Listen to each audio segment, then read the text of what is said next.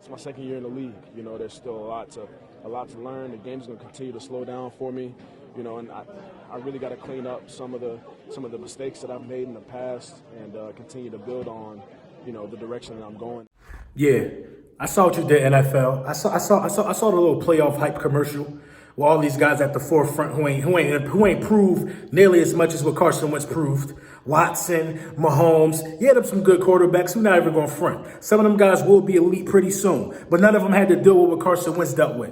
Come on, man. For you to not have the Titans, the Eagles, or the Vikings in the playoff commercial, and they clearly made the playoffs, shows just a lack of respect that you got for some people. You know what I'm saying? We made the playoffs 3 straight years. 3 straight years. 3 straight years the Philadelphia Eagles made the playoffs. Put some respect on our name. Put some respect on our name, because now it's getting goddamn ridiculous now. It's getting ridiculous. The commercial trash, the commercial bias. I know you wish the Cowboys was in the commercial. Well, guess what? The Eagles. Yeah.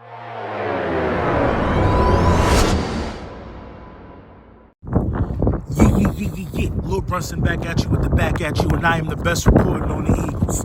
Listen, man, Howie Roseman has decided to, first of all, before I start, let me give a huge shout out to my guy 500, Philly 500, King Dingbat himself. You know, he was able to come on to my live feed, you know what I mean, share his thoughts about where the Philadelphia Eagles are going. Very knowledgeable guy, one of the leaders of the fan base, always doing his thing, my man 500. You know, that's just what he do, man. You know what I'm saying? Can't do, shut it down. We had a real good conversation, and we both got the same opinions on what we think is going to happen this wild card weekend when the Philadelphia Eagles host the Seattle Seahawks. I'll put the link to the description of that video. It's the last video I uploaded. Ain't too hard to find. You know I'm real good with my thumbnail. Shout out to my guy, too, from Texas, man. You know, Philly boy from Texas, you know what I'm saying?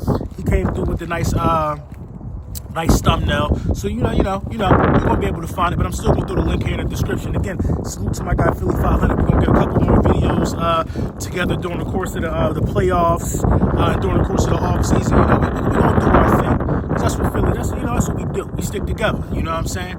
That's what we do. So at the end of the day, Howie Roseman, I want to talk about him for a second. We were a little hard on Howie Roseman throughout the course of this whole process. Howie Roseman stayed true. He didn't let the fans bully him. He didn't let the media bully him. Yeah, he tried to get a couple of people. He tried to get the Jalen Ramseys of the world. What has Jalen Ramsey done for his team? You know what I'm saying? He tried to get the Minka Fitzpatricks of the world. You know, all those moves that all these people made, you know, moving first-round picks, doing X, Y, and Z, putting themselves in even worse positions for the years to come, didn't even result in playoff berth this year. So, you know what I mean? In hindsight, Howie Roseman was able to save picks. Howie Roseman was still able to reach the first goal, which is winning your division. You know what I mean? Howie Roseman did a good job. And he's also making sure we don't go into this wild card weekend undermanned. So what does he do, man? You put Brandon Brooks on IR. You activate Shelton Gibson. You know what I mean? You also pull up Elijah Holyfield. You grab him, Evander Holyfield's son, running back. I think the Panthers drafted him, or he played for the Panthers or something like that a little bit. Correct me if I'm wrong. But at the end of the day, we went into a couple games short. 2 wide receivers on the roster, 3 wide receivers on the roster. We were short at times. Now he's making sure that is not the case going into this playoff game that we need to win. You know what I'm saying? I'm not just happy being a part of the dance. That's what differentiates Eagles fans from anybody else. We're not happy just being there. We got a championship caliber on our team, man. It's dudes on our team who tasted the sweet nectar of victory. They just try and taste it again, baby. And how can you taste it if you don't get there? How can you taste it if you don't get there? You know what I mean? Shout out to all the dudes who made these bets, saying that this was going to happen and it didn't happen. And shout out to all these dudes who paid their bets. I'm really talking about you Dallas Cowboys fans. Shout out to a lot of you Dallas Cowboys fans and content creators that paid your bets.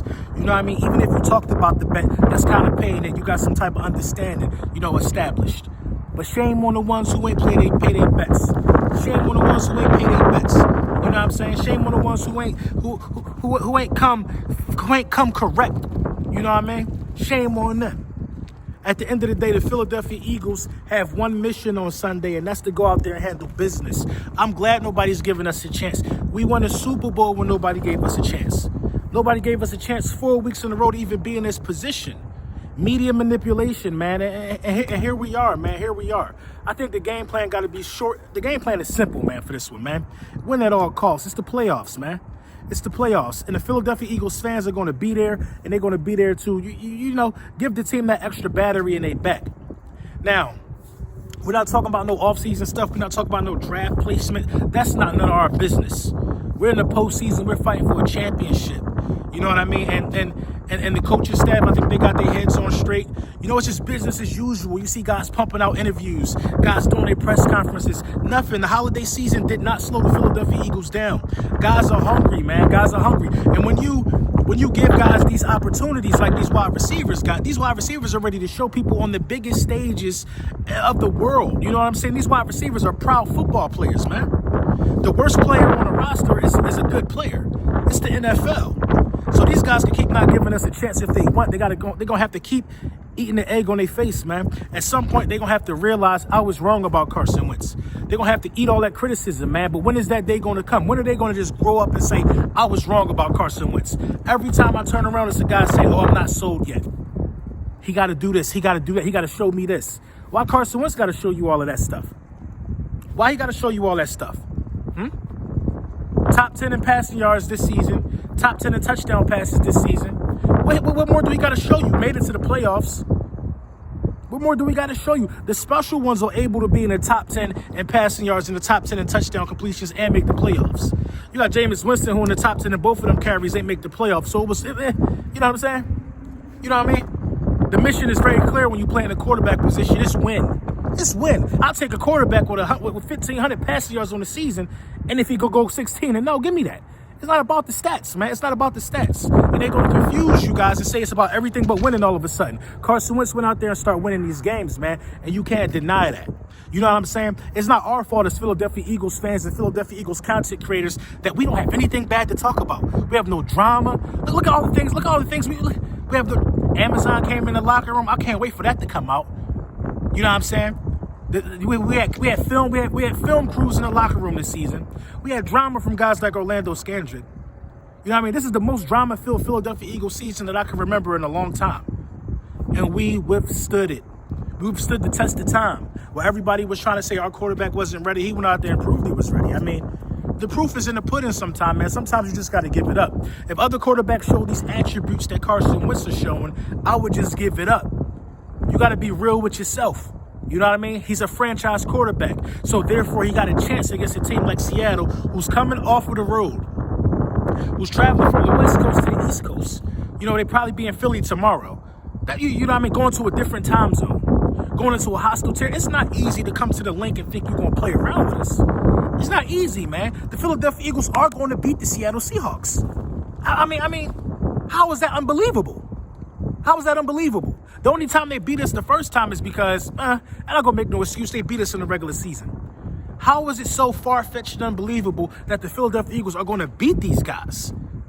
Huh? How is it so far-fetched and unbelievable that the Philadelphia Eagles were going to win out and get a playoff? None of that stuff seemed like it was, a terrible feat. None of it. The Philadelphia Eagles remain solid and remain true to the core values, man, and that's why we are where we are. Next man up. A lot of people don't believe in philosophies like that. But it's not about what a lot of people believe, man. It's dawned on me this season. It's not about what the outside people think about the Philadelphia Eagles. It's about what the guys in the locker room think. And the guys in the locker room, obviously, they got a band that can't be broken because so many things try to destroy us this season. But nothing destroyed us. It's almost remarkable when you think about it. Nothing destroyed us. The Carson Wentz revenge tour is alive and well. Remember, that's what we started the season off with, right? A Carson Wentz revenge tour. He went on a revenge tour with no weapons. Became the first quarterback in NFL Eagles history to throw for 4,000 passing yards. Donovan McNabb ain't do that. Michael Vick ain't do that. Ron Jaworski ain't do that. Randall Cunningham ain't do that. Rodney Peete, whoever you want to name, Nick Foles, none of those guys did what Carson Wentz did this season.